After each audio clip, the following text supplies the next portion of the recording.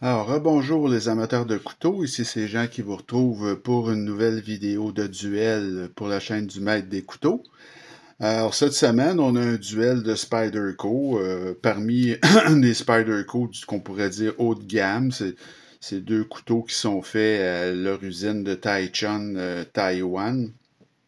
Alors, vous avez d'un côté le Spyderco Gale Bradley 2 et de l'autre, vous avez le Spyderco Caribbean. Alors, c'est des couteaux qui ont des usages, je vous dirais, différents. C'est des couteaux, vous avez ici probablement le meilleur couteau de plongée sous-marine qui existe. Et celui-là, ici, c'est un couteau qui est un couteau d'une force prodigieuse pour faire des concours de découpe. Là, bon, c'est un couteau ultra puissant qui coupe, par exemple, peut même couper du fil de fer, des choses comme ça. C'est vraiment ultra puissant. Donc, on commence tout de suite. Alors, au niveau du design, alors le Gale Bradley, ben, c'est une association avec Spyderco. Ce type-là, Gale Bradley, c'est justement quelqu'un qui gagnait. Il gagnait toujours dans les ce qu'on appelle les Blade Shows, là, le concours de coupe. Alors, il y avait tout le temps les couteaux qui coupaient le plus ou qui gardaient là, leur tranchant ou je ne sais trop. Mais en fait, c'était tout le temps celui qui gagnait.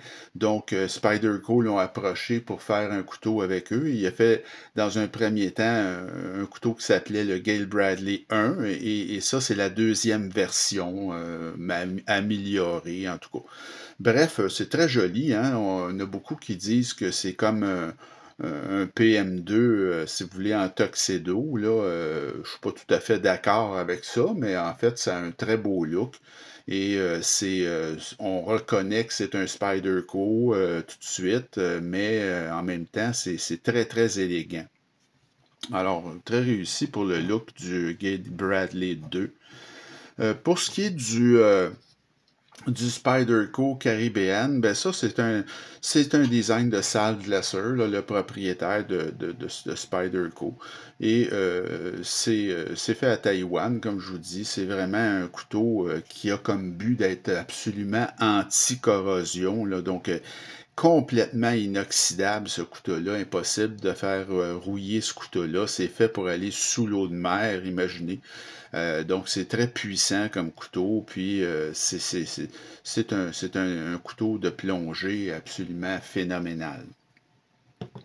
Alors, pour ce qui est du design, je vais vous avouer, là, j'ai mis une égalité. J'ai pas, j'aime bien les deux, le design des deux. Alors, j'ai mis une égalité pour le design. Là. Il n'y a pas vraiment d'écart. Au niveau des matériaux, ben là, vous avez ici pour le Gale Bradley, c'est vraiment un acier extrêmement premium, très très particulier. C'est du CPM M4. Ça, on voit pas ça souvent, ça coûte une vraie fortune, cet acier-là. C'est hyper dur, c'est un des aciers les plus durs, certainement l'acier le plus dur que j'ai dans ma collection. Le manche, comme vous pouvez voir, c'est fibre de carbone, mais le fameux laminé là, que j'aime moins là, chez Spyderco. Au prix, ils vendent ça, ils auraient pu nous mettre fibre de carbone véritable, vraiment. Là. Donc, c'est une base de G10 avec une plaque de fibre de carbone. Ça fait quand même un très bel effet. Là. C'est des rondelles de bronze, hein. Faut toujours penser que c'est un couteau qui a été fait pour travailler, faire des choses très très forçantes. Donc on veut pas un mécanisme qui va demander d'entretien. Donc rondelles de bronze. Et c'est un clip qui est réversible 4 positions. Donc ça c'est le clip, comme on dit, le spoon type là, de Spyderco, mais qui peut être mis à soit tip up ou tip down. Donc 4 positions.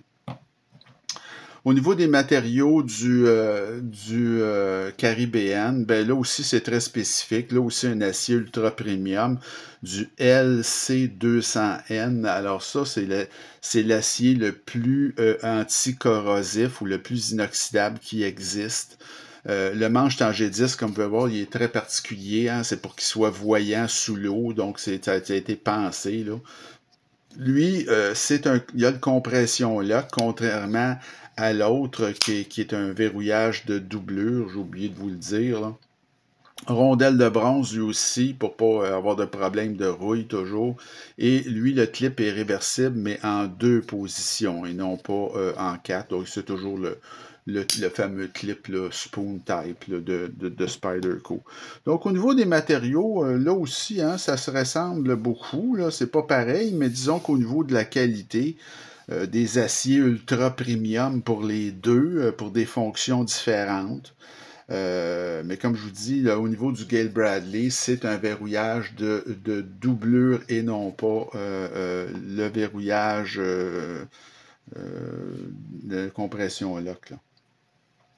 L'ergonomie maintenant, alors le Gale Bradley, là, c'est un couteau qui est fait pour être serré fort, c'est très solide et ça vous propose une prise à 4 doigts. Il y a assez peu de hotspot de clip, mais il y en a un. Et vous avez un peu de dentelure, bon, ça remonte comme tous les Spyderco, là, vous avez une prise là, très puissante là-dessus, mais il y a un petit hotspot de clip qui est fatigant. Là, c'est pas, mais c'est quand même assez confortable. Là, on peut pas dire que c'est pas une bonne ergonomie. C'est une ergonomie qui est très correcte et c'est une prise à 4 doigts, évidemment. C'est un grand couteau. Au niveau du Caribbean, sensiblement la même chose. Donc, excellente ergonomie. Dentelure là aussi, position de force là, donc c'est quelque chose qui se prend très très fortement en main et c'est une position à 4 doigts, une prise à 4 doigts. Donc encore une fois, là, écoutez, je ne peux pas les départager là-dessus. C'est vraiment là, deux couteaux qui proposent de très bonnes ergonomies.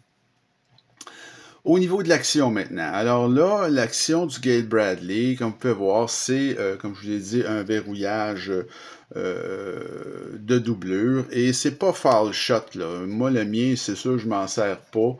Et vous regarderez, on voit le trou de pouce ici, mais vous voyez, il y a comme un renflement là, dans le manche là, qui fait en sorte que c'est correct, mais disons que l'ouverture, ça se fait bien.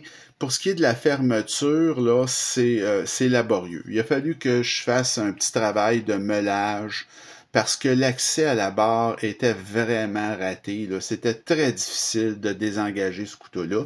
Et c'est un couteau qu'il faut l'aider pour le fermer. C'est pas aussi fluide qu'un PM2. Mais pour l'ouverture, ça va, là, c'est correct. Mais comme je vous dis, l'accès au trou de pouce, là, c'est pas optimal par rapport, vous le voyez, là, il y a comme un renflement qui vient obstruer un peu, mais on peut quand même y avoir accès. Le problème, c'est beaucoup plus au déverrouillage. Moi, je l'ai amélioré beaucoup en meulant là, énormément le côté ici, parce qu'autrement, c'était très, très difficile d'avoir accès à la barre de déverrouillage. Et ça, en tout cas, comme c'est un couteau qui est fait pour faire travailler très fort, Gale Bradley, la question lui a été posée, pourquoi il avait fait ça comme ça, puis il avait dit, je veux absolument pas que ce couteau-là puisse être désengagé facilement, parce que moi, c'est des tâches très lourdes, alors ça serait pour être dangereux. Mais il y a des limites, là. Donc, l'action pour le Spyderco Caribbean, ah ben là, vous avez le pleinement accès au trou de pouce. C'est beaucoup plus facile. L'action est très vive et vous avez le compression lock. Donc, ça va très bien. Ce n'est pas aussi fluide qu'un Spyderco PM2 ou un Para 3 ou même un Sage. Mais l'action à une main, là, ça se fait bien et c'est sécuritaire là, du fait que c'est le compression lock. Donc, moi, au niveau de l'action, je vais donner l'avantage aux Caribéennes, là, c'est sûr. Le prix, alors le prix, j'ai payé très cher pour ce couteau-là. Ça fait longtemps que j'ai acheté ça. Je le trouvais fantastique, mais je connaissais pas. J'avais jamais. En tout cas, c'est à ce moment-là, je payais vraiment trop cher le couteau que j'achetais, là. Et ce couteau-là, je l'ai payé 265 et aujourd'hui, ça se vend 280, ce couteau-là. Écoutez, moi, à moins que vous soyez quelqu'un qui a vraiment besoin besoin d'un couteau d'une force prodigieuse, puis que vous voulez couper des choses très dures, ben là, peut-être, mais autrement, moi, j'achèterais pas ce couteau-là. Mais à 265, même, c'est très, très cher. Celui-là, je l'ai payé, le Caribbean, je l'ai payé 240 en vente, parce que le prix régulier, c'est aux alentours de 300 290 ou plus. C'est très, très cher. Mais à 240, c'est un très bon achat, ce couteau-là. Je figure qu'à 240, là, je me suis pas fait avoir, mais pas du tout. L'achat est excellent, mais évidemment, c'est un couteau qui a des tâches particulières, des fonctions particulières, mais c'est quand même un excellent couteau là, pour faire autre chose que de la plongée. Mais disons que pour ce qui est de l'avantage, effectivement, là, pour le prix, on va le donner là, au Caribéan. Le poids maintenant, alors le poids, c'est sensiblement la même chose. C'est des grands couteaux, c'est 4,5 onces ou 128 grammes pour le Gale Bradley, couteau de 21,5 cm.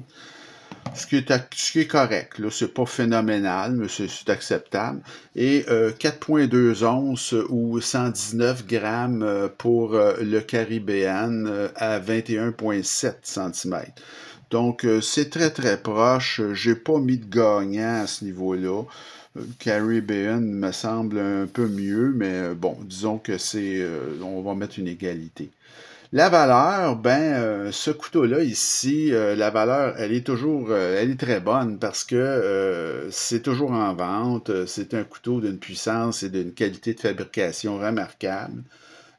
Par contre, le mauvais accès à la barre de déverrouillage, comme je vous dis, ne fiez-vous pas à mon exemplaire parce que moi, il y a du travail sur ce couteau-là pour l'amener à où est-ce qu'il est là.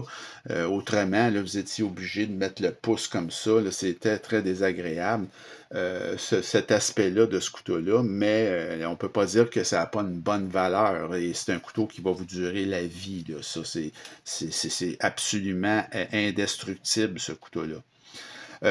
Pour ce qui est de la valeur du Caribbean, c'est excellent. Ça aussi, c'est toujours en vente. Vous avez 4 variations de ce couteau-là. C'est le meilleur couteau de plongée qui existe, pas compliqué, là. C'est complètement inox. Évidemment, c'est très voyant, mais ça a son utilité. Hein. On pense, si on l'échappe, on est en mer, puis on l'échappe, on veut être capable de le retrouver dans le fond facilement. Là. Alors, c'est très sécuritaire et c'est ambidextre. Alors, au niveau de la valeur, encore une fois, j'ai mis une égalité là, pour les deux. Et au niveau de mon appréciation personnelle maintenant, écoutez, le Gale Bradley, c'est un couteau d'une très grande élégance et d'une très grande puissance.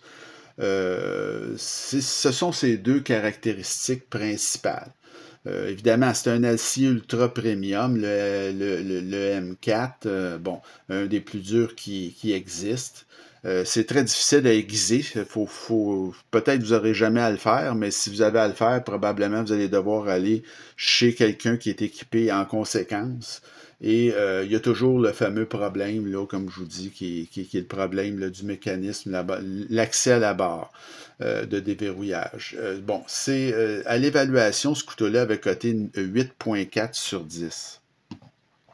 Au niveau du Spyderco Caribbean, c'est vraiment unique ce couteau-là. Hein? Comme je vous dis, complètement inox. C'est exceptionnel en milieu humide, ce couteau-là, donc vous n'avez pas à vous soucier de la rouille jamais.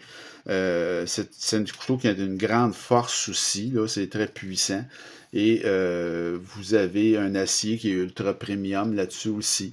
Donc, si vous faites de la plongée, c'est vraiment le couteau par excellence. Mais si vous en faites pas, que vous êtes quelqu'un qui aime le camping ou vous voulez aller à la pêche avec ça, il n'y a aucun problème pour la rouille. Là. Vous n'avez pas à vous soucier du tout, du tout. Et à l'évaluation, ce couteau-là avait coté à 8,95 sur 10. Alors, au niveau de mon appréciation personnelle, moi, j'ai mis l'avantage au Spyderco Caribbean. Ça complète notre duel. Comme vous pouvez voir, le Caribbean l'emporte 8-5 contre le Gale Bradley. Ce sont deux couteaux de très très grande qualité qui ont des fonctions différentes, comme je vous expliquais. Mais bon, il faut un gagnant. Moi, je pense que le Caribbean, en général, est un meilleur choix, surtout que moi, je l'ai eu à un très bon prix, là. Donc, j'espère que cette vidéo-là vous a plu et que ça a été utile. On va poursuivre pour la prochaine vidéo avec une autre vidéo de duel, mais des couteaux beaucoup moins chers ce fois-là, des couteaux budget. Donc, on va aller chez Sencut avec le Serene que je vais vous mettre en duel avec le CJRB Lago. Donc, deux couteaux bouton lock, pas chers, là. Alors, il me reste à vous souhaiter une bonne fin de journée. Continuez à vous abonner, à m'écrire et on se retrouve très bientôt. Salut bien!